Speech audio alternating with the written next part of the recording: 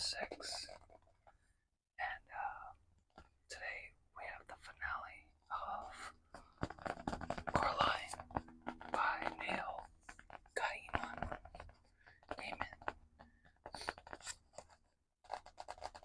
His last name is different, and we have a new setting here today. If you guys have your eyes open still, we are actually in my office. This is the headquarters. Let's think of some cool name for the headquarters. If you think of something, put it in the comments. Let's do a little bit more.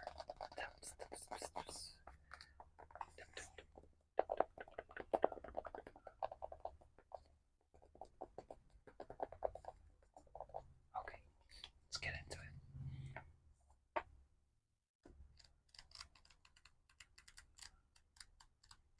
If I'm not mistaken, we stopped at 100. Okay. And the last thing that was said was, oh yeah, the cliffhanger. I'll reread the last sentence. As she got closer to the thing on the wall, she saw that it was some kind of a sack, like a spider's egg case. It twitched in the light beam. Inside the sack was something that looked like a person, but a person with two heads, with twice as many arms and legs as it should have. The creature in the sack seemed horribly unformed and unfinished, as if two plasticine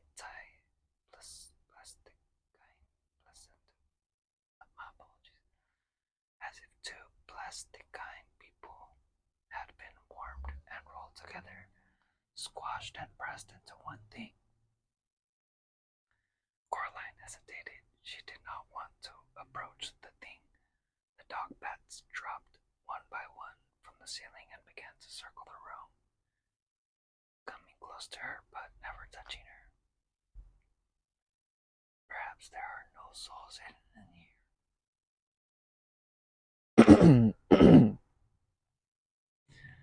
Perhaps there are no souls hidden in here, she thought. Perhaps I just leave and go somewhere else. She took a last look through the hole in the stone. The abandoned theater was still a bleak gray, but now there was a brown glow as rich and bright as polished cherry wood, coming from inside the sack. Whatever was glowing was behind, held in one of the hands of the thing on the wall. Coraline walked slowly across the dim stage, trying to make as little noise as she could, afraid that if she disturbed the thing in the sack, it would open its eyes and see her, and then... But there was nothing that she could think of as scary as having it look at her. Her heart pounded in her chest. She took another step forward. She had never been so scared, but still she walked forward until she reached the sack. Then she pushed her hand into the sticky, clinging wetness of the stuff on the wall. Sticky, clinging whiteness of the stuff on the wall. It crackled softly like a tiny fire as she pushed, and it clung to her skin and closed like a spiderweb clings. Like white cotton candy, she pushed her hand into it, and then she reached upward until she touched a cold hand, which was, she could feel, closed around another glass marble. The creature's skin felt slippery as if it had been covered in jelly. Coraline tugged at the marble. At first, nothing happened. It was held tight in the creature's grasp. Then one by one the fingers loosened their grip and the marble slipped into her hand. She pulled her arm back through the sticky webbing, relieved that things' eyes had not opened. She shone the light on its faces. They resembled, she decided, the younger versions of Miss Pink and Miss Forcible, but twisted and squeezed together like two lumps of wax that melted and melded together into one ghastly thing.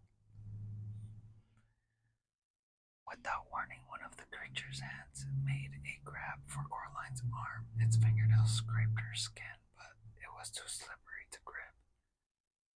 And Coraline pulled away successfully, and then the eyes opened. Four black buttons glinting and staring down at her, and two voices that sounded like no voice that Coraline had ever heard began to speak to her. One of them wailed and whispered, the other buzzed like a fat and angry blue bottle at a window pane. But the voices said, as one person, "Thief, give it back, stop, thief." The air became alive with dog bats. Coraline began to back away. She realized then that terrifying though the thing on the wall that had once been the other Mrs. Spinkin forcible was, it was attached to the wall by its web, encased in its cocoon. It could not follow her. The dog bats flapped and fluttered about her, but they did nothing to hurt Coraline. She climbed down from the stage, shone the flashlight about the wall theater, looking for the way out. "Flee, miss," wailed a girl's voice in her head. "Flee now. You have two of us. Flee this place while your blood still flows." Coraline dropped a marble into her pocket beside the other. She spotted the door, ran to it, and pulled on it until it opened.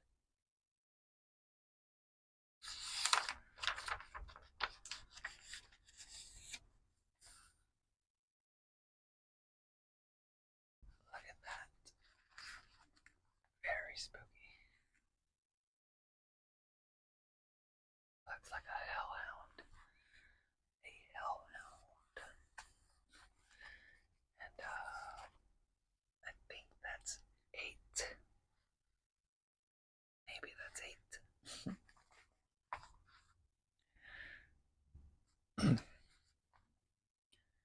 Outside, the world had become a formless, swirling mist with no shapes or shadows behind it. While the house itself seemed to have twisted and stretched, it seemed to Coraline that it was crouching and staring down at her, as if it were not really a house but only the idea of a house. And the person who had had the idea, she was certain, was not a good person. There was a sticky web stuff clinging to her arm, and she wiped it off as best as she could. The gray windows of the house slanted at strange angles. The other mother was waiting for her, standing on the grass with her arm folded. Her black button eyes were expressionless, but her lips were pressed tightly together in a cold fury. When she saw Coraline, she reached out one long white hand, and she crooked a finger. Coraline walked toward her. The other mother said nothing. "I got 2," said Coraline. "One soul to go. One soul still to go." The expression on her other mother's face did not change. She might not have heard what Coraline said. "Well, I just thought you'd want to know," said Coraline. "Thank you, Coraline," said the other mother coldly, and her voice did not just come from her mouth. It came from the mist, the fog, and the house, and the sky. She said, "You know that I love you." And despite herself, Coraline nodded. It was true. The other mother loved her, but she loved Coraline as a miser loves money, or a dragon loves its gold. In the other mother's button eyes, Coraline knew that she was a possession, nothing more. A tolerated pet whose behavior was no longer amusing. "I don't want to love you," said Coraline. "I don't want anything from you, not even a helping hand," asked the other mother. "You have been doing so well after all. I thought you might want a little hand to help you with the rest of your treasure hunt." "I'm doing fine on my own," said Coraline. "Yes," said the other mother, "but if you wanted to get into the flat in the front, the empty one, to look around, you would find the door locked. And then where would you be?" Oh, Coraline pondered this for a moment. Then she said, "Is there a key?" The other mother stood in there. The other mother stood there in the paper gray fog of the flattening world. Her black black hair drifted about her head as if it had a mind and a purpose all of its own. She coughed suddenly in the black. She coughed suddenly in the back of her throat, and then she opened her mouth. The other mother reached up her hand and removed a small brass front door key from her tongue. Here, she said, you'll need this to get in. She tossed the key casually toward Coraline, who caught it one-handed. Before she could think about whether she wanted it or not, the key was still slightly damp. A chill wind blew about them, and Coraline shivered and looked away. When she looked back, she was alone.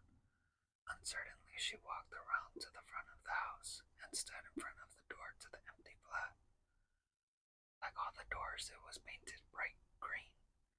She does not mean you well, whispered a ghost voice in her ear.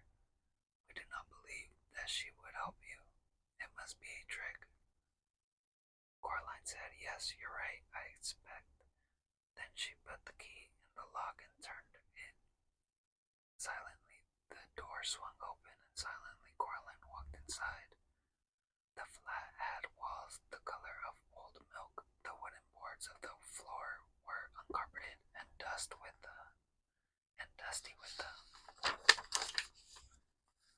marks and patterns of old carpets and rugs on them. There was no furniture in there, only places where furniture had once been. Nothing decorated the walls. There were discolored rectangles on the walls to show where paintings or photographs had once hung. It was so silent that Coraline imagined that she could hear the motes of dust drifting through the air.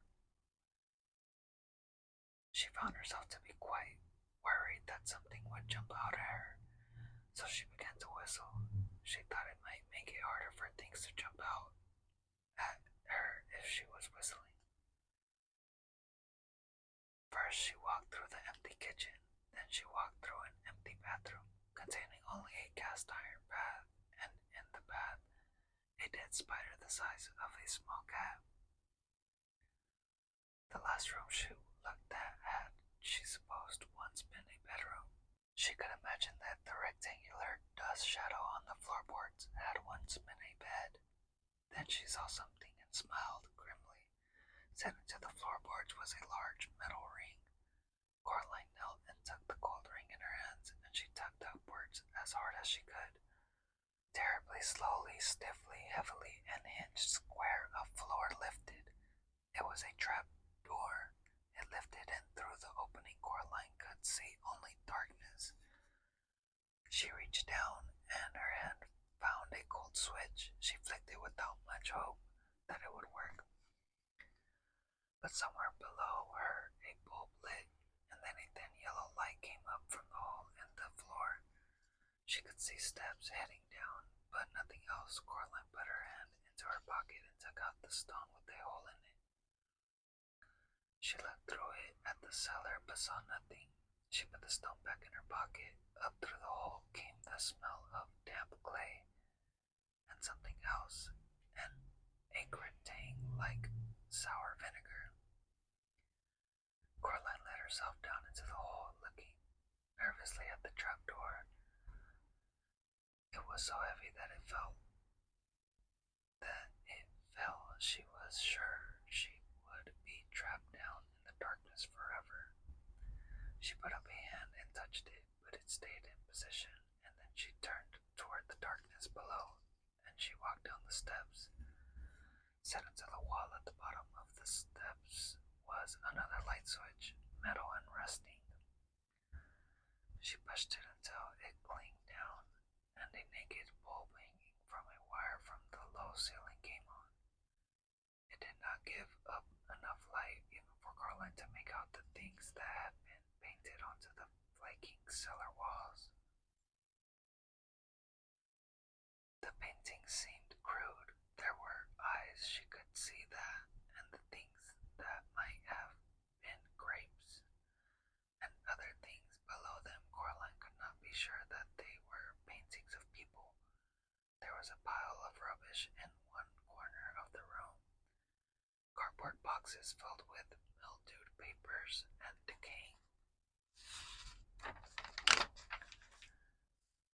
curtains in a heap beside them. Coraline's slippers crunched across the cement floor.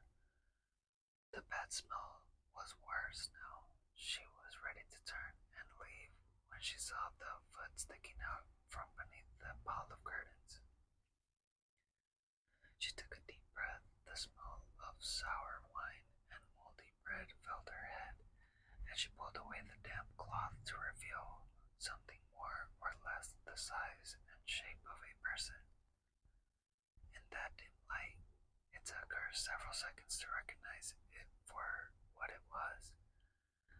The thing was pale and swollen like a grub with thin, stick-like arms and feet. It had almost no features on its face, which had puffed and swollen like risen bread dough. The thing had two large black buttons where its eyes should have been.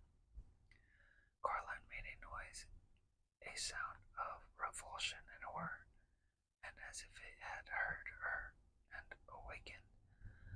The thing began to sit up. Coraline stood there frozen. The thing turned its head until both its black button eyes were pointed straight at her.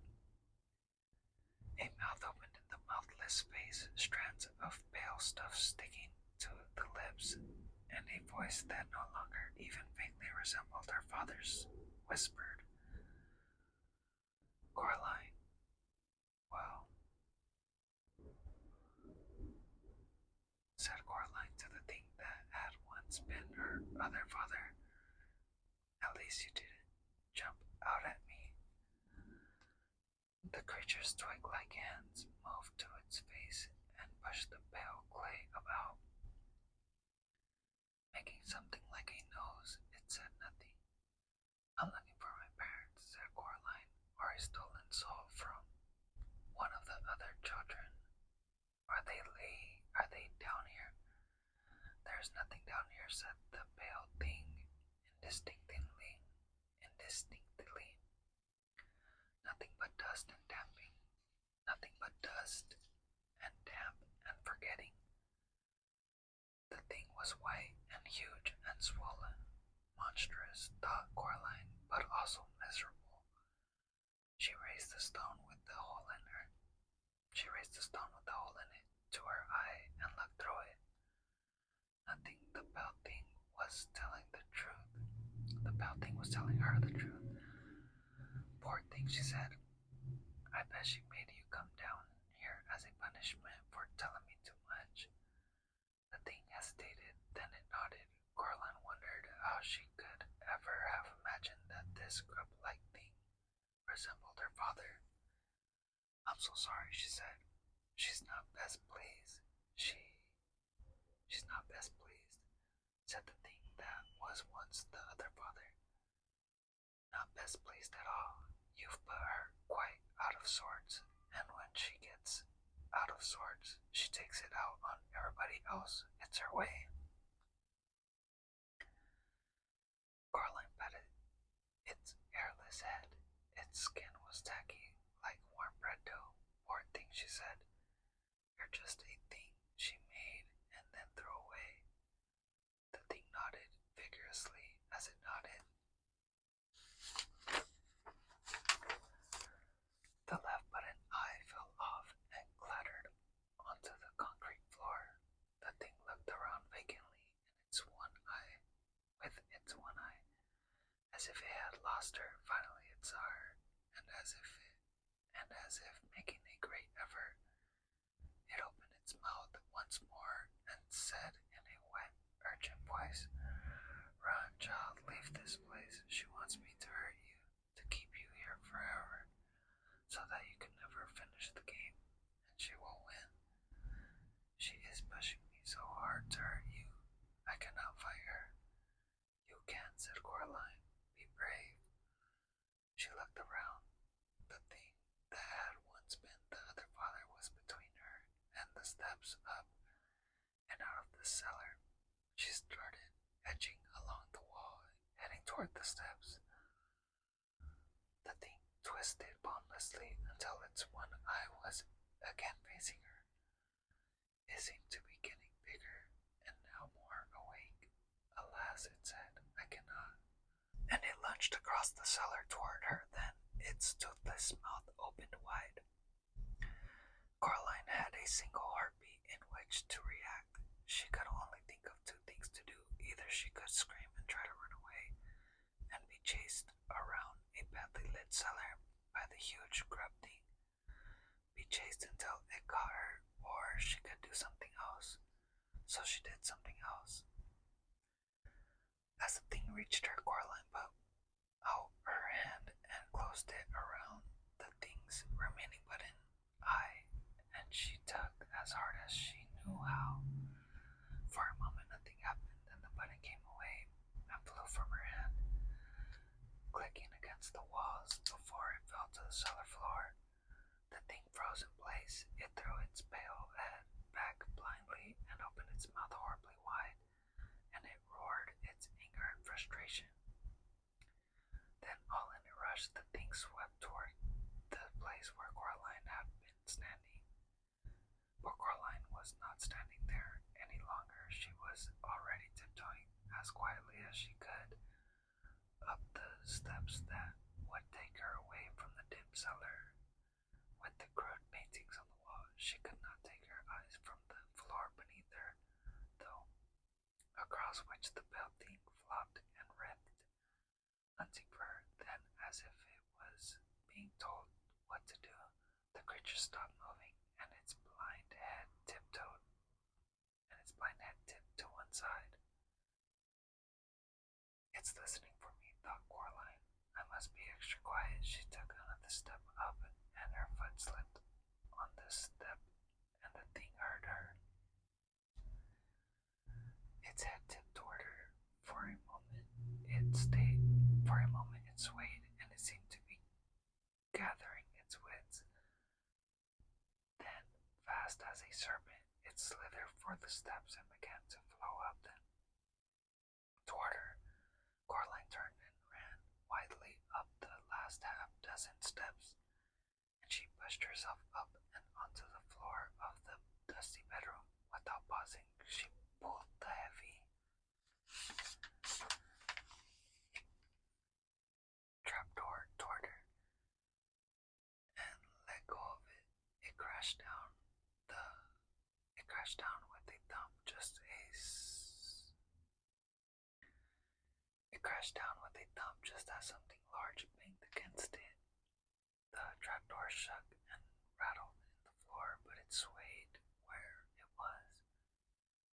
Coraline took a deep breath. If there had been any furniture in that flat, even a chair, she would bolt it onto the trapdoor, but there was nothing. She walked out of that flat as fast as she could without actually ever running, and she locked the front door behind her. She left the door key under the mat. Then she walked down onto the drive. She had half expected that the other mother would be standing there waiting for Coraline to come out. But the world was silent and empty. Coraline wanted to go home. She hugged herself and told herself that she was brave.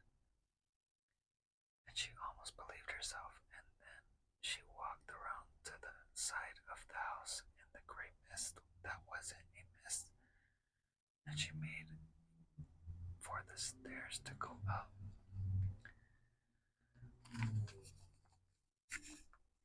I think that's chapter 10. So the last one was probably chapter 9. I was thinking that too. I was like this close to say it, but like my memory remembers saying chapter 7 last time. So I wanted to say 8, but I know I should have said 9. Coraline walked up the stairs outside the building to the topmost flat where, in their world, the crazy old man upstairs lived. She had gone up there once with her real mother when her mother was collecting for charity. They had stood in the open doorway waiting for the crazy old man with the big mustache to find the envelope that Coraline's mother had left. flat smelled of strange foods and pipe tobacco and odd, sharp, cheesy smelling things Coraline could not name. She had not wanted to go any further inside that the She had not wanted to go any farther inside that the I'm an explorer, said Coraline, out loud, but her words sounded muffled and dead on the misty air. She had made it out of the cellar, hadn't she? And she had, but if there was one thing that Coraline was certain of, was that this flat would be worse.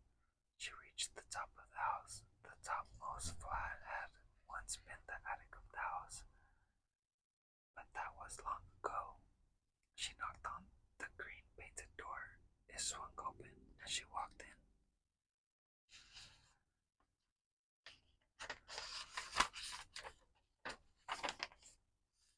Ooh, so spooky. Alright. He does not look human. We have eyes and we have nerves. We have tails, we have teeth. You all get what you deserves when we rise from the underneath, whispered a dozen or more tiny voices in that dark flat with the roof so low where it met the walls that Coraline could almost reach up and touch it. Red eyes stared at her, little pink feet scurried away as she came close. Darker shadows slipped through the shadows at the edge of things. It smelled much worse in here than in the real crazy old man's upstairs flat. That smelled of food, unpleasant food, to Coraline's mind, but she knew that was a matter of taste. She did not like spices, herbs, or exotic things. This place smelled as if all the exotic foods in the world had been left out to go rotten. Little girl, said a rustling voice in a far room. Yes, said Coraline. I'm not frightened, she told herself, and as she thought it, she knew that it was true. There was nothing here that frightened her. These things, even the thing in the cellar, were illusions. Things made by the other mother in a ghastly parody of the real people and real things on the other end of the corridor.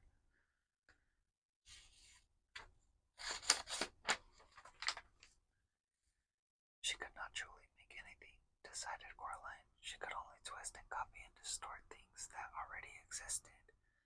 And then Coraline found herself wondering why the other mother would have placed a snow globe on the drawing room mantelpiece. For the mantelpiece in Coraline's world was quite bare. As soon as she had asked herself the question, she realized that there was actually an answer. Then the voice came again, and her train of thought was interrupted. Come here, little girl. I know that you want. I know what you want, little girl.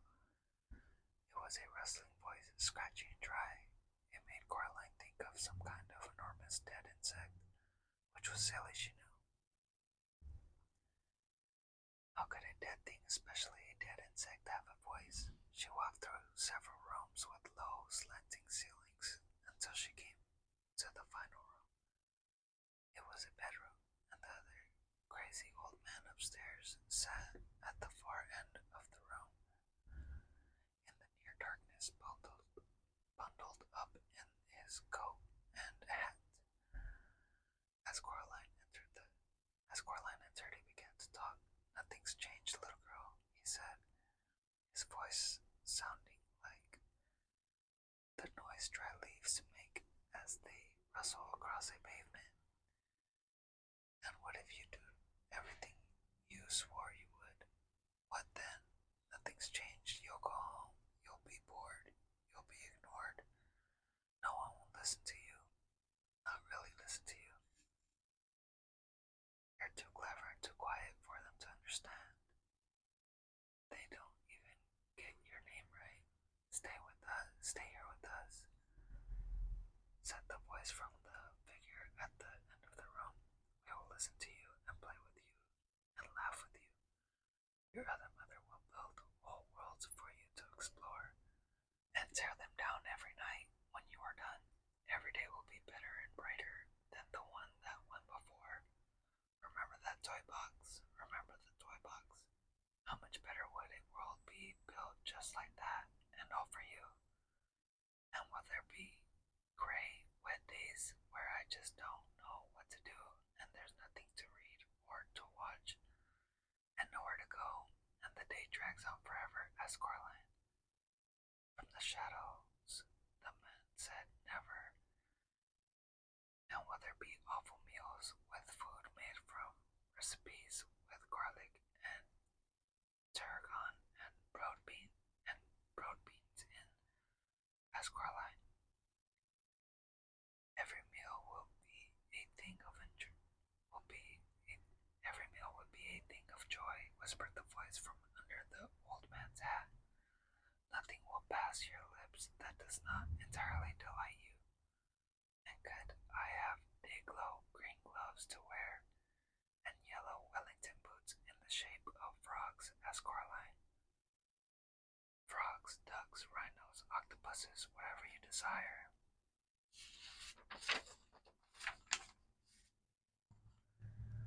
The world will be built new for you every morning. If you stay here, you can have whatever you want. Coraline sighed. You really don't understand, do you? She said. I don't want whatever I want. Nobody does. Not really. What kind of fun would it be if I just got everything I ever wanted? Just like that. And it didn't mean anything. What then? I don't understand, said the whispery voice. Of course you don't understand, she said, raising the stone with the hole in it to her eye. You're just a bad copy, she made of the crazy old man upstairs. Not even that anymore, said the dead, whispering voice. There was a glow coming from the raincoat of the man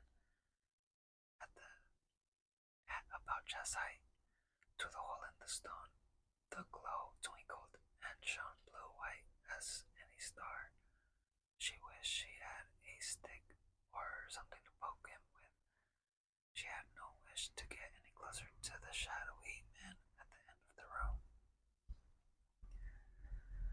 Coraline took a step closer to the man, and he fell apart. Black rats leaped from the sleeves and from under the coat, and he had a score or more of them. Red eyes shining in the dark, they chittered and they fled. The coat fluttered and fell heavily to the floor. The hat rolled into one corner of the room. Coraline reached out one hand and pulled the coat open. It was empty, although it was greasy to the touch. There was no sign of the final glass marble in it. She scanned the room, squinting through the hole in the stone, and caught sight of something that twinkled and burned like a star at floor level by the doorway. It was being carried in the forepaws of the largest black rat. As she looked, it slipped away. The other rats watched her for the corners of the rooms as she ran after it. Now rats can run faster than people, especially over short distances, but a large black rat holding a marble in its two front paws is no match for a determined girl, even if she is small for her age. Moving at a run, smaller black rats ran back and forth across her path, trying to distract her, but she ignored them all, keeping her eyes fixed on the one with the marble, who was heading straight out of the flat toward the front door. They reached the steps on the outside of the building. Coraline had time to observe that the house itself was continuing to change, becoming less distinct and flattening out. Even as she raced down the stairs, it resembled her of a photograph of a house, now not the thing itself. Then she was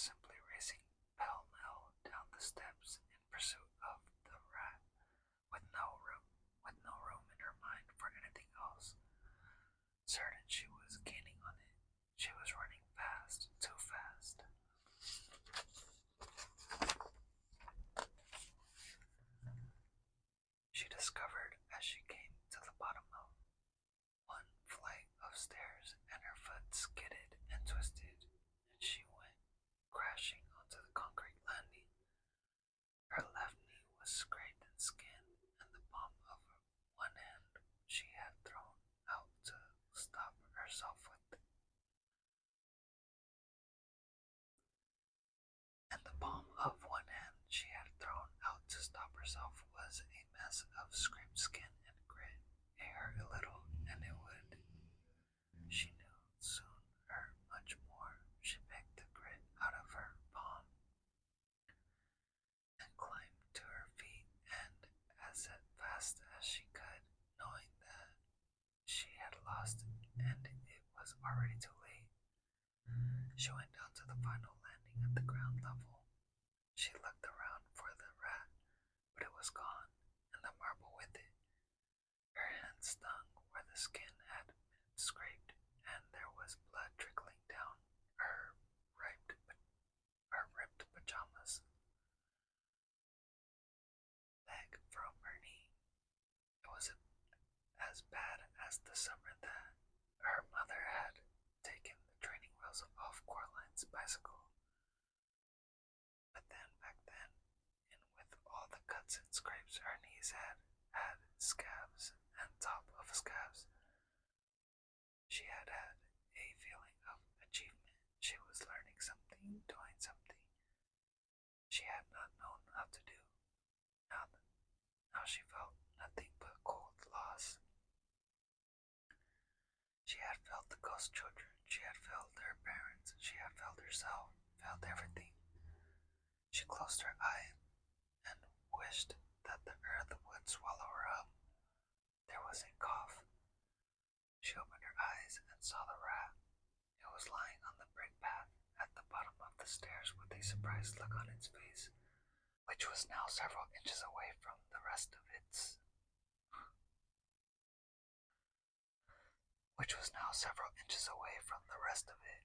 Its whiskers were stiff, its eyes were wide open, its teeth visible and yellow and sharp. A collar of wet blood glistened at its neck beside the decapitated rat. A smug expression on its face was the black cat. It rested one paw on the gray glass marble. I think I once mentioned, said the cat, that I don't like rats. At the best of times, it looked like you needed this one, however. I hope you don't mind my getting involved. I think, said Coraline, trying to catch her breath. I think you may have said something of the sort. The cat lifted its paw from the marble, which rolled toward Coraline. She picked it up in her mind. A final voice whispered to her urgently, "She has lied to you. She will never give you up. Now she has you. She will no more give any of us up, then change her nature." The hairs on the back of Coraline's neck prickled, and Coraline knew that the girl's voice told the truth. She put the marble in her dressing gown pocket with the others. She had all 3 marbles now. All she needed to do was to find her parents.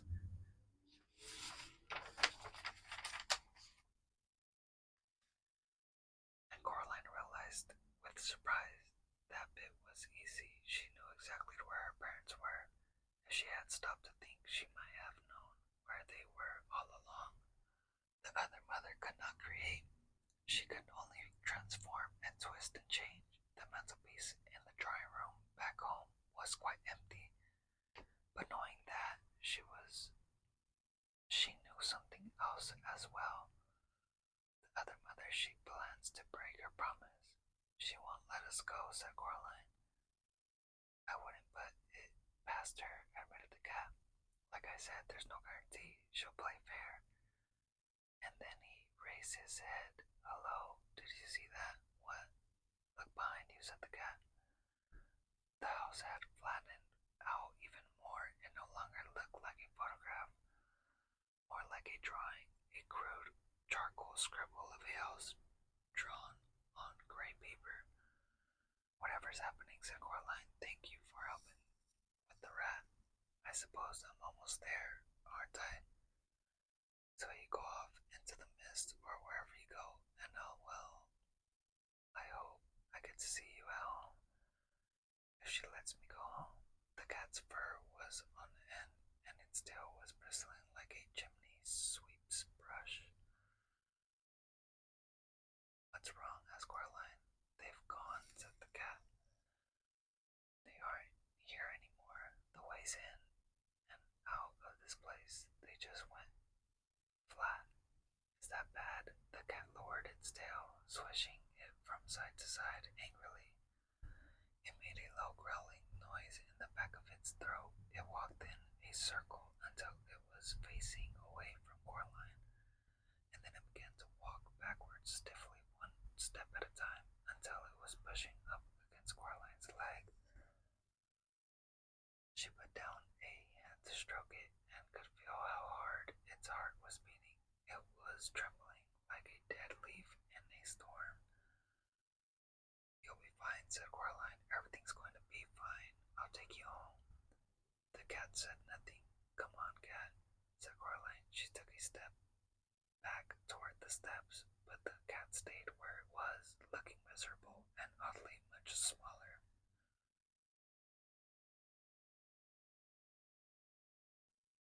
If the only way out is past her, said Coraline, then that's the way we're going to go. She went back to the cat, bent down, and picked it up. The cat did not resist.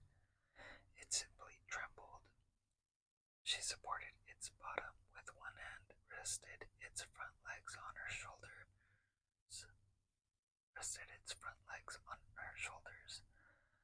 The cat was heavy, but not too heavy to carry. It licked at the palm of her hand, where the blood from the scrape was welling up.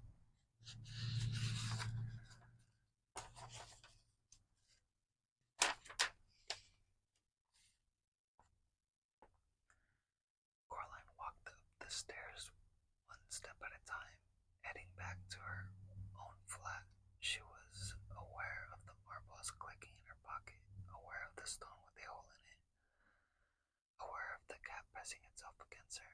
She got to her front door, now just a small child's scrawl of a door, and she pushed her hand against it, half expecting that her hand would rip through it, revealing nothing behind it but blackness and a scattering of stars. But the door swung open and Coraline went through. Okay, so this one's 10 or 11. I don't know. I need to learn my Roman numerals. Once inside, in her flat, or rather, in the flat that was not hers, Coraline was pleased to see that it had not transformed into the empty drawing that the rest of the house seemed to have become. It had depth and shadows, and someone who stood in the shadows waiting for Coraline to return.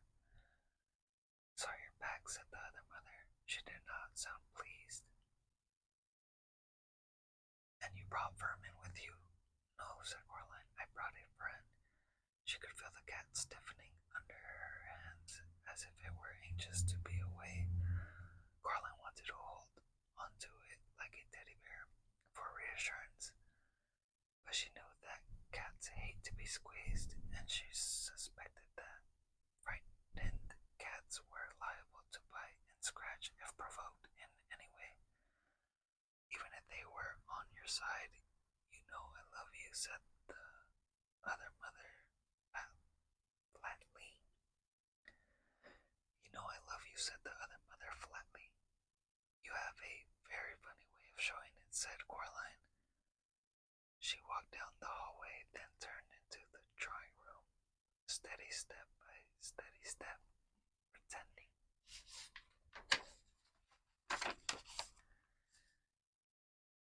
that she could not feel the other mother's blank black eyes on her back.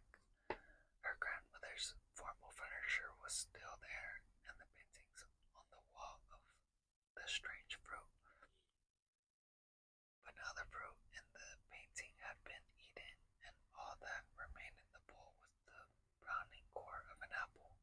several plum and peach stones, and the stem of what had formerly been a bunch of grapes. The lion bought a table, raked the carpet with its clawed wooden feet as if it were impatient for something. At the end of the room, in the corner, stood the wooden door, which had once in another place opened onto a plain brick wall.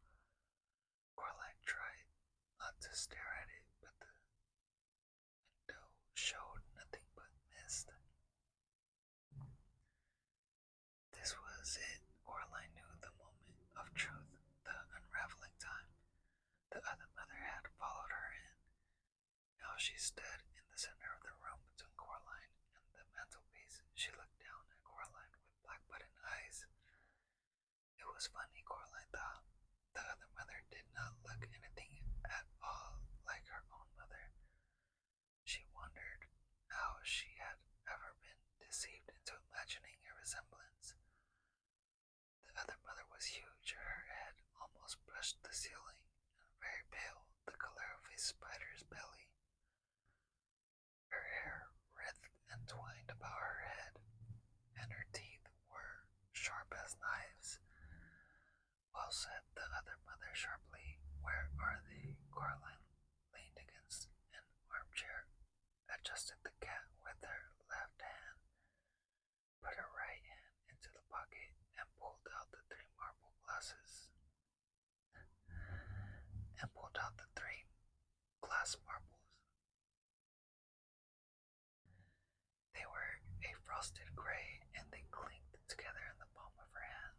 The other mother reached her white fingers for them, but Coraline slipped them back into her pocket. She knew it was true. Then the other mother had no intention of letting her go or of keeping her world. It had been an entertainment and nothing more. Hold on, she said. We aren't finished yet, are we? The other mother looked daggers, but she smiled sweetly. No, she said, I suppose not. After all, you still need to find your parents, don't you? Yes, said Coraline. I must not look at the mantelpiece, she thought. I must not even think about it. Well, said the other mother, produce them. Would you like to look in the cellar again? I have some other interesting things hidden down there, you know. No, said Coraline, I know where my parents are. The cat was heavy in the arms. She moved it forward, unhooking its claws from her shoulder. As she did so, where? It stands to reason, said Coraline.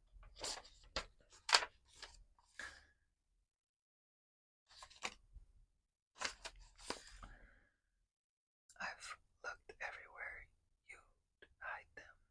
They aren't in the house. The other mother stood very still, giving nothing away, lips tightly closed. She might have been a wax statue. Even her hair had stopped moving, so Coraline continued, both hands wrapped firmly around the black cat. I know where they have to be. You've hidden them in the passageway between the houses, haven't you? They are behind that door. She nodded her head toward the door in the corner. The other mother remained statue still, but a hint of a smile crept back onto her face. Oh, they are there, are they? Why don't you open it? Said Coraline. They'll be there, all right. It was her only way home, she knew. But it all depended on the other mother's needing to glow, needing not only to win, but to show that she had won. The other mother reached her hand slowly into her apron pocket and produced the black iron key. The cat stirred uncomfortably in Coraline's arms as if it wanted to get down. Just stay there for a few moments longer, she thought. Just stay there for a few moments longer, she thought at it. could hear her. I'll get us both home. I said I would, I promise. She felt the cat relax ever so slightly in her arms. The other mother walked over to the door and pushed the key into the lock. She turned the key. Coraline heard the mechanism clunk heavily. She was already starting, as quietly as she could, step by step, to back away toward the mantelpiece. The other mother pushed down on the door handle and pulled open the door, filling a corridor behind it. Dark and empty. There, she said, waving her hands at the corridor. The expression of delight on her face was a very bad thing to see. You're wrong. You don't know where your parents are, do you? They aren't there. She turned and looked at Coraline. Now, she said, you're going to stay here forever and always. No, said Coraline, I'm not. And hard as she could, she threw the black cat toward the other mother. It yowled and landed on the other mother's head. Claws, flailing, teeth bared, fierce and angry, fur on end. It looked half again, as big as it was in real life. Without waiting to see what would happen, Coraline reached up to the mantelpiece and closed her hand around the snow globe, pushing it deep into the pocket of her dressing gown. The cat made a deep, ululating yowl and sank its teeth into the other mother's cheek. She was flailing at it. Blood ran from the cuts on her white face. Not red blood, but a deep, tearing black stuff. Coraline ran for the door.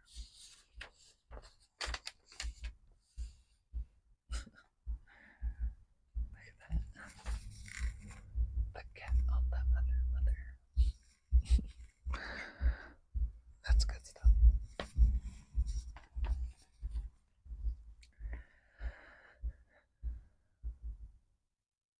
Looks like it's in an ocean of black gooey stuff.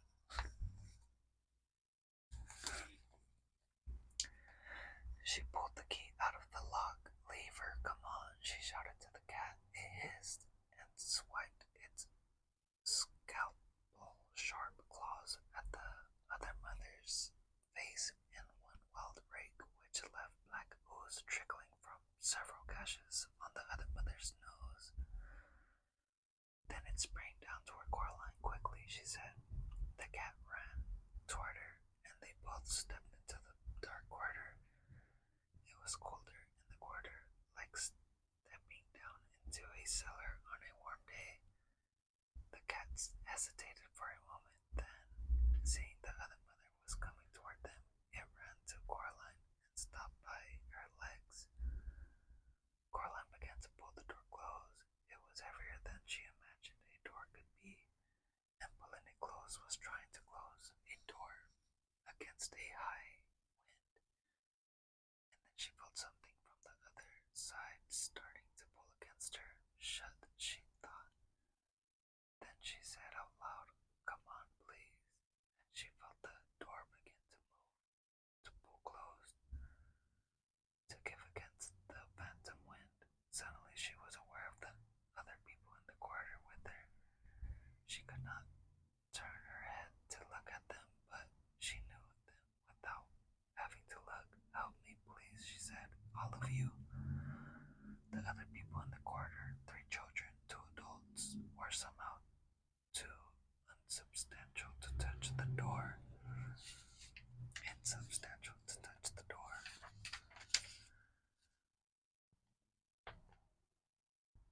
But their heads closed about hers as she pulled on the big iron door handle, and suddenly she felt strong.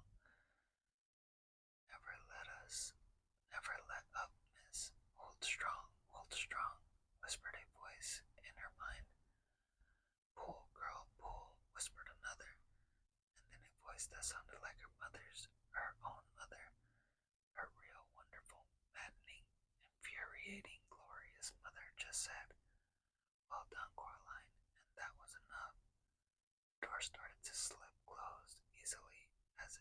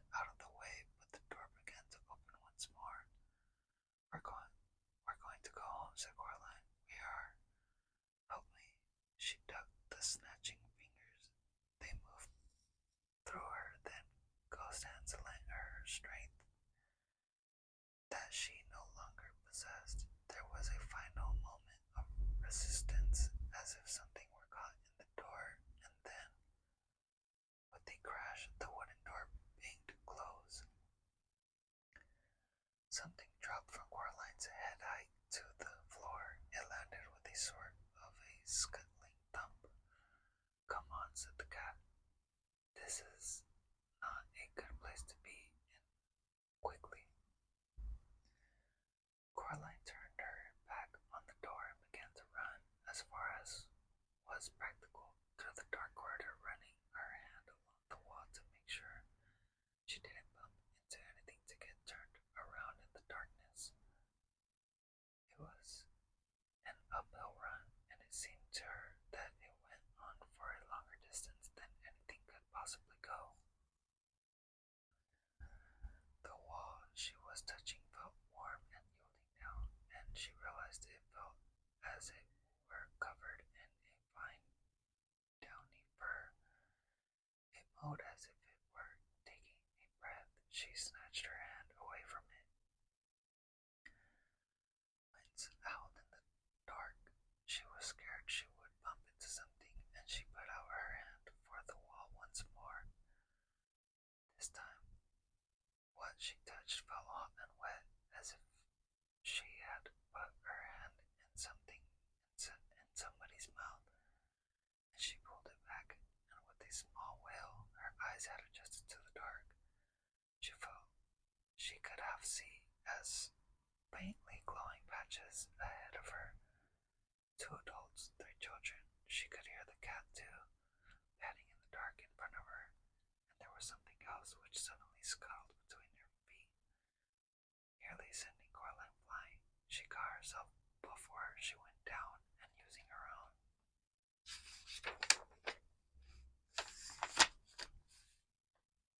momentum to keep moving, she knew that if she fell in that corridor, she might never get up again. Whatever that corridor was older by far than the other mother. It was deep and slow, and it knew that she was there. Then daylight appeared, and she ran toward it, puffing and wheezing. Almost there, she called encouragingly. But in the light, she discovered that the wrath had gone, and she was alone. She did not have time to wonder what had happened to them. Panting for breath, she staggered through the door and slamming it behind her with the loudest, most satisfying bang you can imagine. Coraline locked the door with the key and put the key back in her pocket. The black cat was huddled in the farthest corner of the room, the pink tip of its tongue showing, its eyes wide. Coraline went over to it and crouched down beside it. "I'm sorry," she said. "I'm sorry I threw you at her, but it was the only way to distract her, enough to get us all out. She would never have kept her word, would she?" The cat looked up at her, then rested its head on her hand, licking her fingers with its sandpapery tongue. It began to purr. "Then we're friends," said Coraline. She sat down on one of her grandmother's uncomfortable armchairs, and the cat sprang up into her lap and made itself comfortable. The light that came through the picture window was daylight, real golden late afternoon daylight, not a white mist light. The sky was a robin's egg blue, and Coraline could see trees, and beyond the trees, green hills, which faded onto the horizon into purples and grays. The sky had never seemed so sky.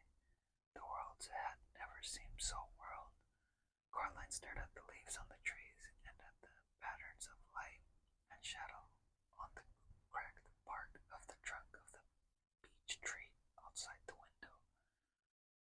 Then she looked down at her lap at the way that the rich sunlight brushed every hair on the cat's head, turning each white whisker to gold. Nothing, she thought, had ever been so interesting, and caught up in the interestingness of the world. Coraline barely noticed that she had wriggled down and curled cat-like on her grandmother's uncomfortable armchair, nor did she notice when she fell into a deep and dreamless sleep.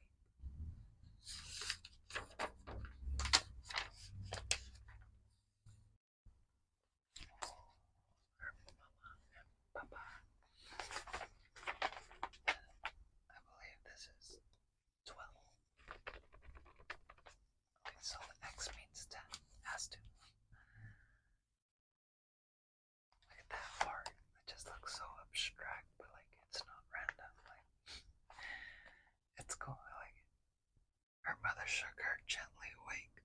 Coraline, she said, darling, what a funny place to fall asleep. And really, this room is only for the best. And really, this room is only for best. We looked all over the house for you. Coraline stretched and blinked. I'm sorry, she said. I fell asleep. I can see that, said her mother. And wherever did the cat come from? He was waiting by the front door when I came in. Shot out like a bullet as I opened it. Probably had things to do, said Coraline. Then she hugged her mother so tightly that her arm began to ache. Her mother hugged Coraline back. Dinner in 15 minutes, said her mother. Don't forget to wash your hands. And just look at those pajama bottoms. What did you do to your poor knee? I tripped, said Coraline. She went into the bathroom and she washed her hands and cleaned her bloody knee. She put ointment on her cuts and scrapes. She went into her bedroom, her real bedroom.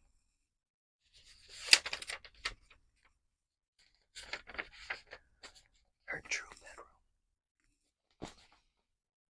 She pushed her hands into the pockets of her dressing gown and she pulled out 3 marbles, a stone with a hole in it, the black key, and an empty snow globe.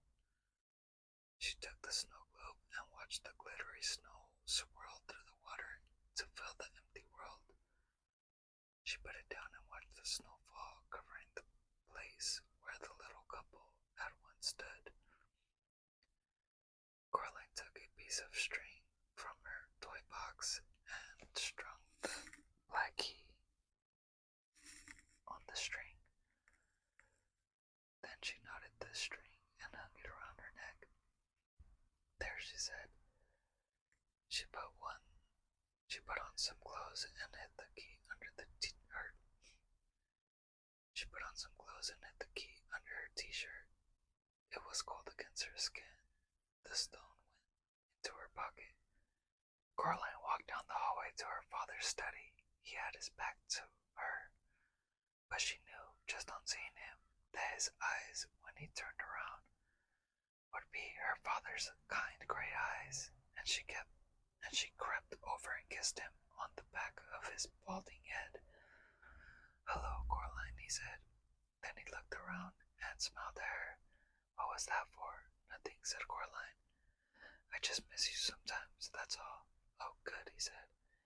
He put the computer to sleep, stood up, and then for no reason at all, he picked up Coraline, which he had not done for such a long time. Not since he had started pointing out to her she was much too old to be carried, and he carried her into the kitchen. Dinner that night was pizza, and even though it was homemade by her father, so the crust was alternately thick and doughy and raw or too thin and burnt. And even though she had put slices of green pepper on it, along with little meatballs and, all things, pineapple chunks, Coraline ate the entire slice she had been given. Well, she ate everything except for the pineapple chunks, and soon enough it was bedtime. Coraline kept the key around her neck, but she put the gray marbles beneath her pillow. And in bed that night, Coraline dreamed a dream. She was at a picnic under an old oak tree in a green meadow.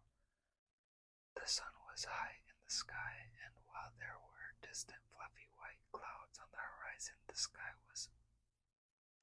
above her. Hello, test. Welcome to channel 6 here. My phone died earlier, yesterday, so then when it died, I just decided to take a little break. So be refreshed and with a little bit more enthusiasm and ambition and desire. Okay, let's get into it. The sun was high in the sky, while there were distant fluffy white clouds on the horizon. The sky above her head was a deep, untroubled blue. There was a white linen cloth laid on the grass with was piled high with food. She could see salads and sandwiches, nuts and fruit, jugs of lemonade and water, and thick chocolate milk. Coraline sat on the side. Coraline sat on one side of the tablecloth while three other children took a side each. They were dressed in the oddest clothes. The smallest of them, sitting on Coraline's left, was a boy.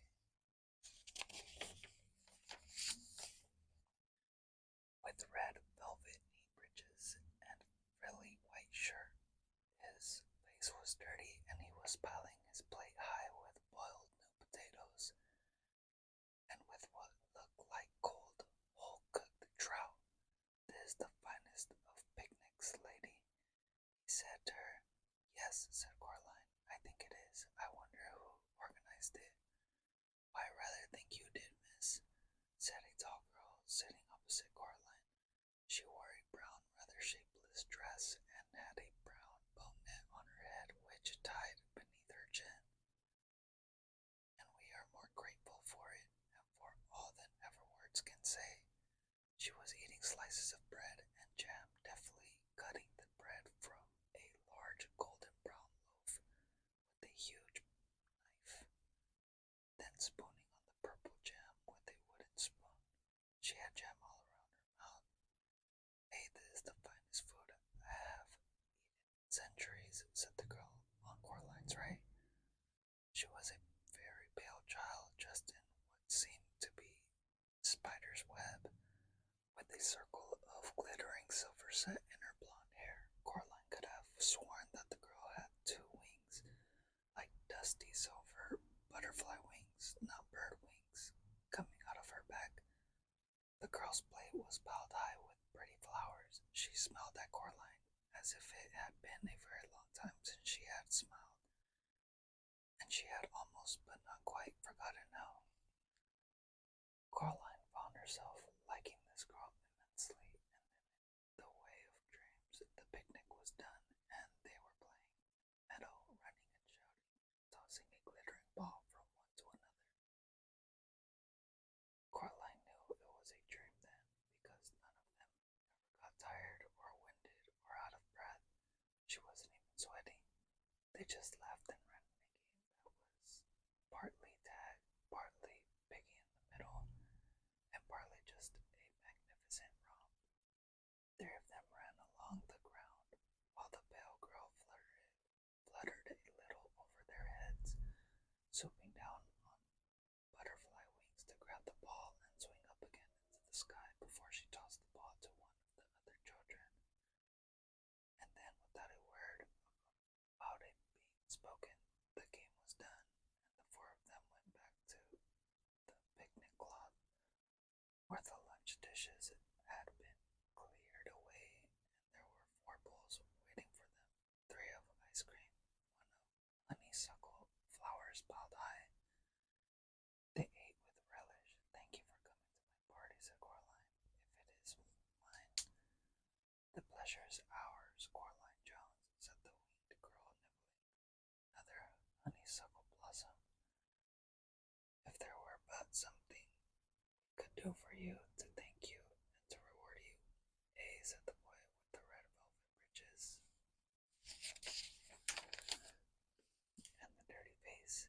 He put out his hand and held Coraline's hand with his own. It was warm now. "It's a very fine thing you did for us, miss," said the tall girl. She now had a smear of chocolate ice cream all around her lips. "I'm just pleased it's all over," said Coraline. Her imagination, or did a shadow cross the faces of the other children at the picnic? The winged girl, the circlet in her hair glittering like a star, rested her fingers for a moment on the back of Coraline's head. It is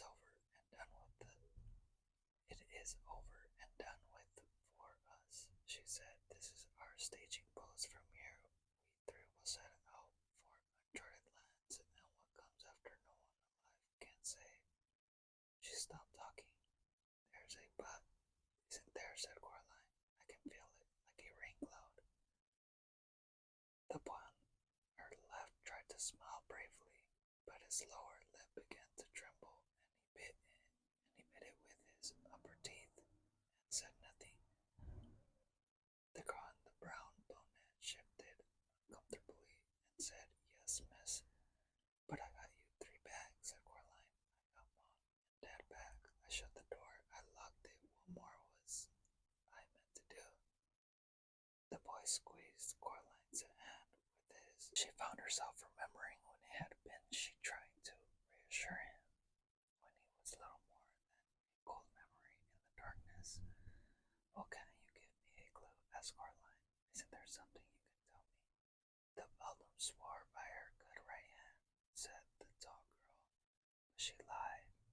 "My governess," said the boy, "used to say that nobody is ever given more to shoulder than he or she can bear."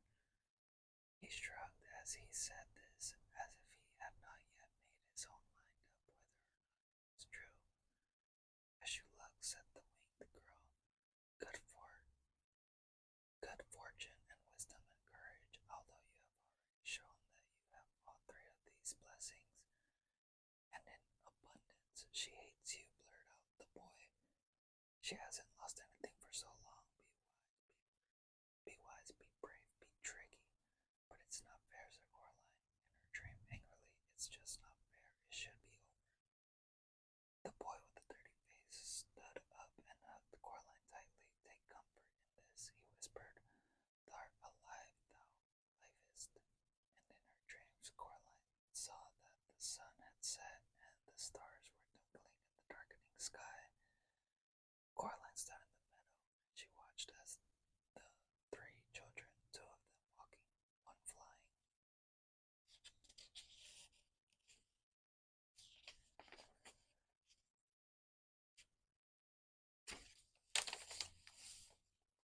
and away from her across the grass, silver in the light of the huge moon. The 3 of them came to a small wooden bridge over a stream. They stopped there and turned and waved, and Coraline waved back, and what came after was darkness. Coraline woke in the early hours of the morning, convinced she had heard something moving, sure what it was. She waited. Something made a rustling noise outside her bedroom door. She wondered if it was a rat. The door rattled. Coraline clambered out of bed. "Go away," said Coraline sharply. "Go away. You'll be sorry." There was a pause, then whatever it was scuttled away down the hall. There was something odd and irregular about its footsteps. If they were footsteps, Coraline found herself wondering if it was perhaps a rat with an extra leg. "It isn't over, is it?" she said to herself. Then she opened the bedroom door. The great picture light showed her the whole of the corridor, completely deserted. She went toward the front door, sparing a hasty glance back at the wardrobe door mirror hanging on the wall at the other end of the hallway. Seeing nothing but her own pale face staring back at her, looking sleepy and serious, gentle, reassuring snores came from her parents' room. But the door was closed. All the doors of the corridor were closed. Whatever the scuttling thing was, it had to be here somewhere. Coraline opened the front door and looked at the gray sky. She wondered how long it would be until the sun came up. Wondered whether her dream had been a true thing, while knowing in her heart that it had been. Something she had taken to be part of the shadows under the hall couch detailed. Something she had taken to be part of the shadows under the hall couch detached itself from beneath the couch and made a mad scrambling rush on its long white legs.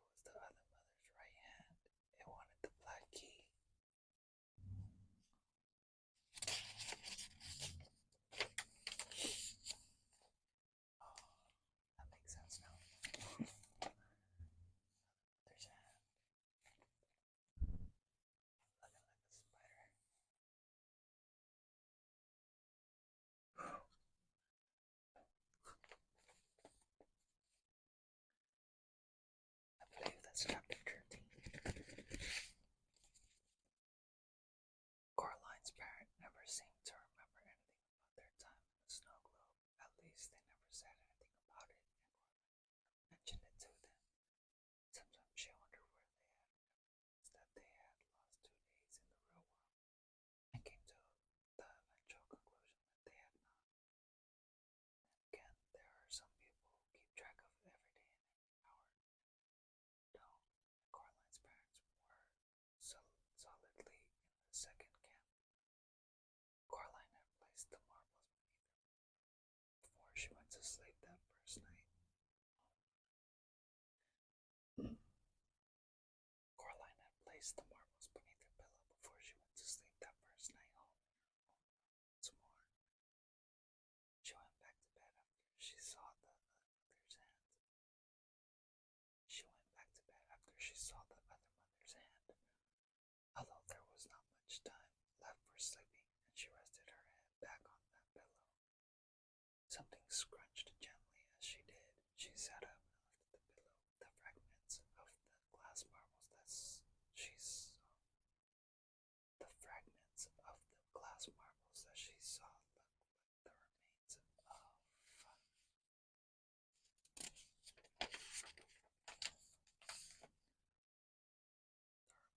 eggshells one finds beneath trees in springtime, like empty broken robins' eggs, or even more delicate wren's eggs, perhaps. Whatever had been inside the glass spheres had gone. Coraline thought of the 3 children waving goodbye to her in the moonlight, waving before they crossed that silver stream. She gathered up the eggshells, thin fragments, with care and placed them in a small blue box which had once held a bracelet that her grandmother had given her when she was a little girl. The bracelet was long lost, but the box remained. Miss Spink and Miss Forcible came back from visiting Miss Spink's niece, and Coraline went down to their flat for tea. It was a Monday. On Wednesday, Coraline would go back to school. A whole new school year would begin. Miss Forcible insisted on reading Coraline's tea leaves. Well, looks like everything's mostly shipshape and Bristol fashion, Lovey, said Miss Forcible. Sorry, said Coraline. Everything is coming up roses, said Miss Forcible. Well, almost everything. I'm not sure what that is. She pointed to a clump of tea leaves sticking to the side of the cup. Miss Pink tutted and reached for the cup. Honestly, Miriam, give it over here, let me see. She blinked through her thick spectacles. Oh dear, no, I have no idea what that signifies. It looks almost like a hand. Coraline looked. The clump of leaves did look like a hand reaching for something. Amish the Scotty dog was hiding under Miss Forcible's chair, and he wouldn't come out. I think he was in some sort of fight, said Miss Spink. He was a deep gash in his side, poor dear. I'll take him to the vet later this afternoon. I wish I knew what I wish I knew what could have done it. Something Coraline knew would have to be done. The final week of the holidays, the weather was magnificent, as if the summer itself were trying to make up for the miserable weather they had been having by giving them some bright and glorious days before it ended.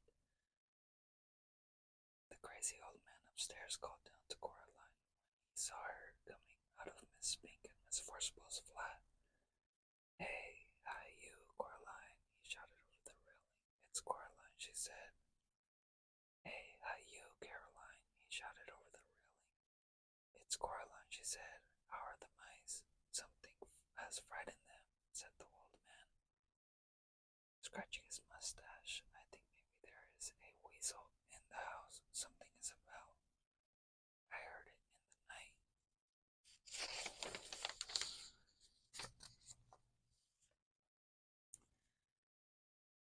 In my country, we would have to put down a trap for it, maybe put down a little meat or hamburger, and when the feast them. And when the creature comes to feast, then bam, it would be caught and never bother us more. The mice are so scared they will not even pick up their little musical instruments. I don't think it wants me, said Coraline. She puts her hand up and touched the black key that hung about her neck.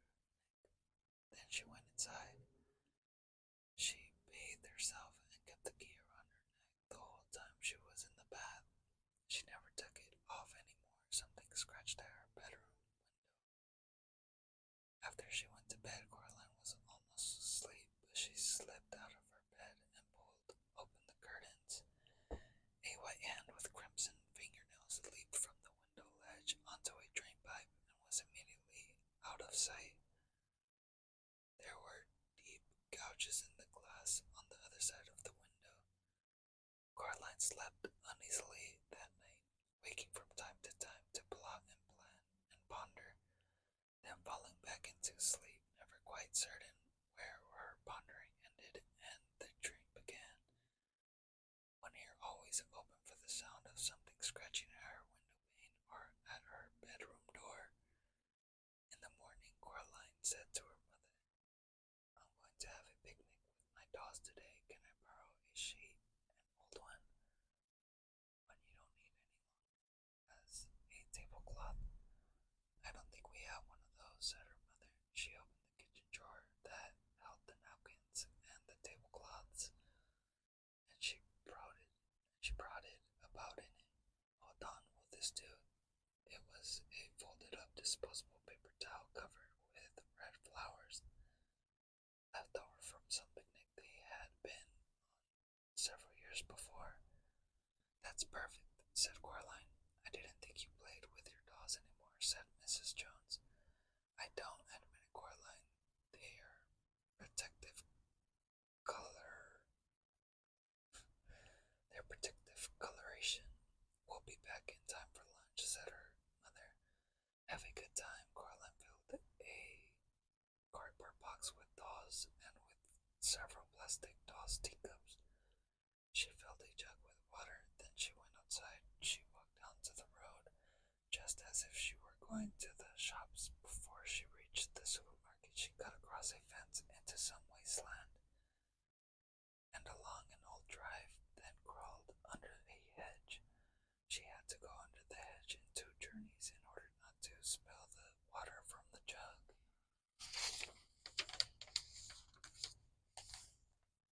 It was a long, roundabout, looping journey, but at the end of it, Coraline was satisfied that she had not been followed.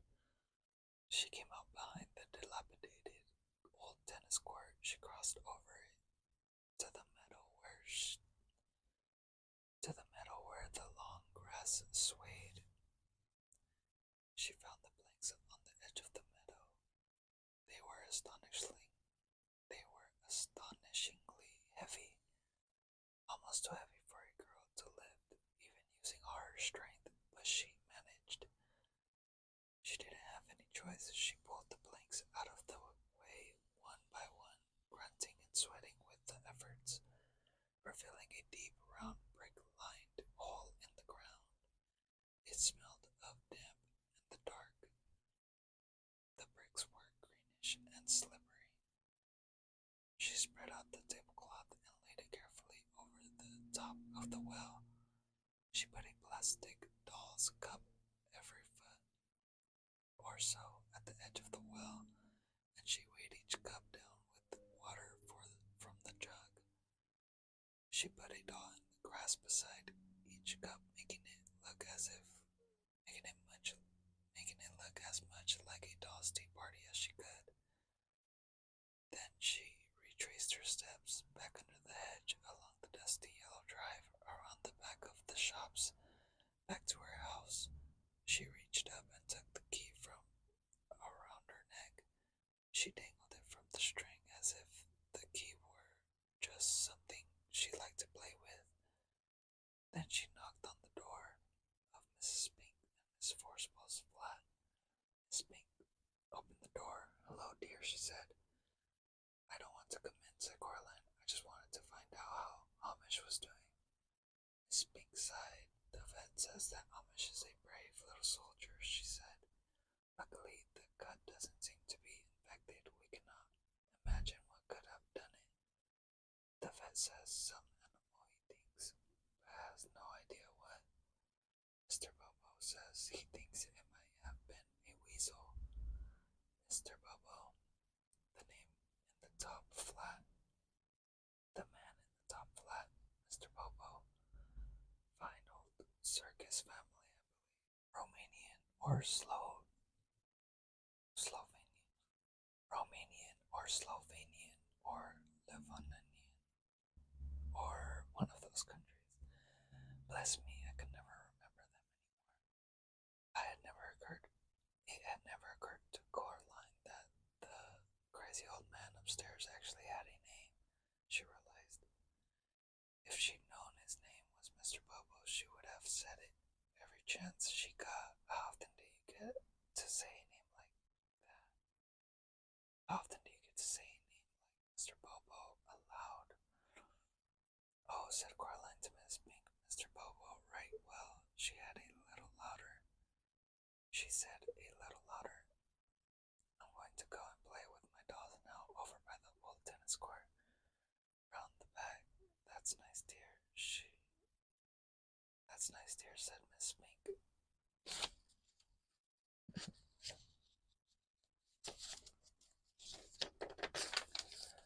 Then she added confidently, make sure you keep an eye out for the old well. Mr. Lovet, who was here before your time, said that he thought it might go down for half a mile or more. Coraline hoped that the hand had not heard this last, and she changed the subject. The key, said Coraline loudly. Oh, it's just some old key from our house. It's part of my game. That's why I'm carrying it around with me on this piece of string. Well, goodbye now. What an extraordinary child, said Miss Mink to herself as she closed the door. Coraline ambled across the meadow toward the old tennis court, niggling and swinging the black key on its piece of string as she walked. Several times she thought she saw something the color of bone in the undergrowth. It was keeping pace with her about 30 feet away. She tried to whistle, but nothing happened. So she sang out loud instead, a song her father had made up for her when she was a little baby and which had always made her laugh. It went, oh, my twitchy, witchy girl, I think you are so nice. I give you bowls of porridge and I give you bowls of ice cream. I give you. Oh, let's do that again because it's a nice song. Oh, my twitchy, witchy girl, I think you are so nice. I give you bowls of porridge and I give you bowls of ice cream. I give you lots of kisses and I give you lots of hugs. I give you sandwiches with bugs in. I didn't hurt. That was what she sang as she sauntered through the woods, and her voice hardly trembled at all. The doll's tea party was where she had left it. She was relieved that it was not a windy day, for everything was still in its place. Every water-filled plastic cup weighed down the paper tablecloth as it was meant to. She breathed a sigh of relief. Now was the hardest part. Hello, dolls, she said brightly. It's tea time. She walked close to the paper tablecloth. I brought the key, she told the dolls, to make sure we have a good picnic. And then, as carefully as she could, she leaned over and gently placed the key on the tablecloth. She was still holding on to the string. She held her breath, hoping that the cups of water at the edges of the well would weigh the cloth down, letting it take the weight of the key without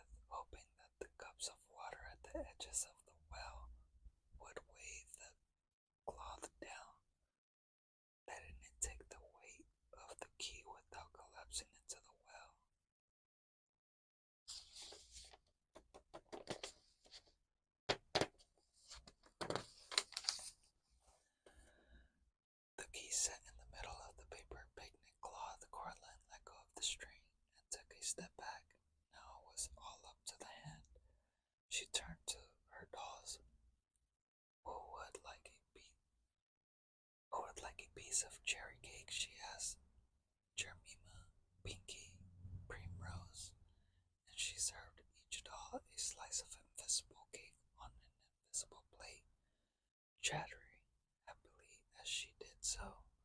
From the corner of her eye, she saw something bone white scamper from one tree trunk to another. Closer and closer, she forced herself not to look at all. Jemima, said Coraline, what a bad girl you are. You dropped your cake. Now I have to go over and get you a whole new slice. And she walked around the tea party until she was on the other side of it, till the and she walked around the tea party until she was on the other side of it to the hand. She pretended to clean up spilled cake and to get Jemima another piece, and then in a skittering, chittering rush it came, the hand rushing high on its fingertips, scrambled through the tall grass and up onto a tree stump. It stood there for a moment, like a crab tasting the air, and then it made one triumphant nail-clicking leap onto the center of the paper tablecloth. Time slowed for Coraline. The white fingers closed around the black key, and then the weight and the momentum of the hand sent the plastic dolls flying, and the paper tablecloth, the key, and the other mother's right hand went tumbling down into the darkness of the well. Coraline counted slowly under her breath. She got up to 40 before she heard a muffled splash coming from a long way below. Someone had once told her that if you look up at the sky from the bottom of a mine shaft, even the brightest daylight, you see night sky and stars. Coraline wondered if that hand could see stars from where it was. She hauled the heavy planks back onto the well, covering it as carefully as she could. She didn't want anything to fall in. She didn't want anything ever to get out. And then she put her dolls and the cups in the cardboard box. Then she put her dolls and the cups back in the cardboard box she had carried them out in. Something caught her eye while she was doing this, and she straightened up in time to see the black cat stalking toward her, its tail held high and curling at the tip like a question mark. It was the first time she had seen the cat in several days since they had returned together from the other mother's place. The cat walked over to her and jumped onto the planks that covered the well. Then slowly it winked one eye at her. It sprang down into the long grass in front of her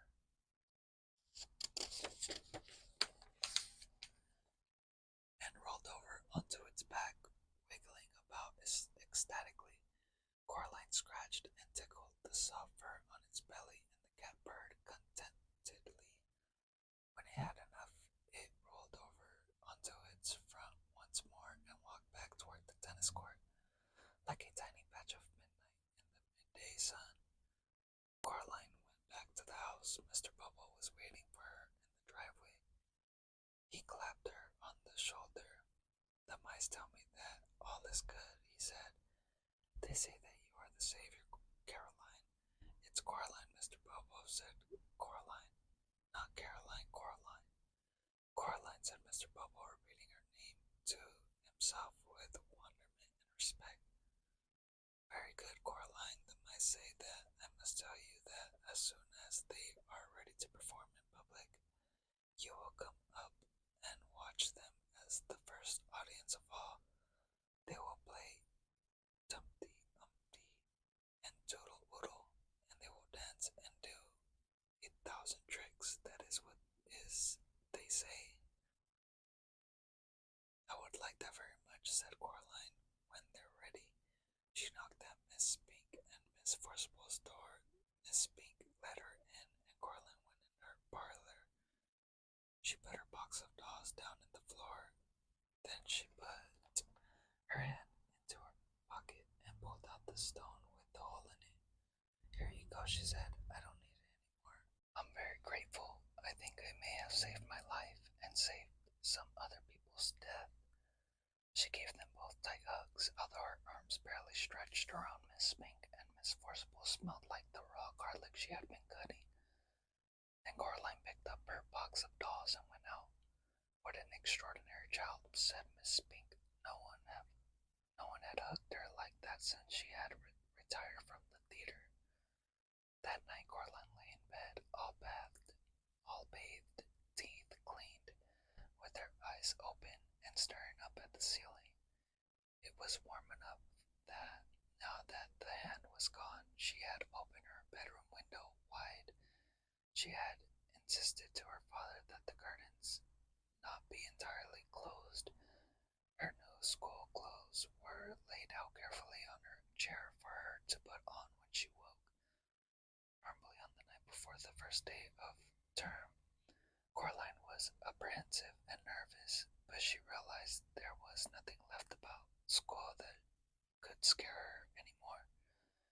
She fancied she could hear sweet music on the night air.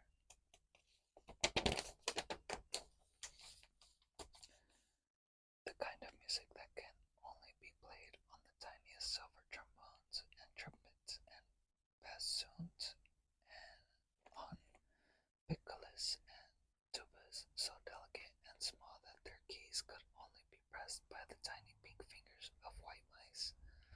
Coraline imagined that she was back again in her dream, with the two girls and the boy under the oak tree in the meadow, and she smiled. As the first stars came out, Coraline finally showed. As the first stars came out, Coraline finally allowed herself to drift into sleep, while the gentle upstairs music of the mouse circus spilled out onto the warm evening air, telling the world that the summer was almost done. It says here, Mr. Bobo's mousest rat Russ. Mr. Bobo's mousest rat. That's the rap band, mouse rap band. My laundry just got done, so I'm gonna wrap this up. Thank you guys for watching, for listening, for relaxing. I hope you guys drifted off asleep, or I hope you enjoyed the story.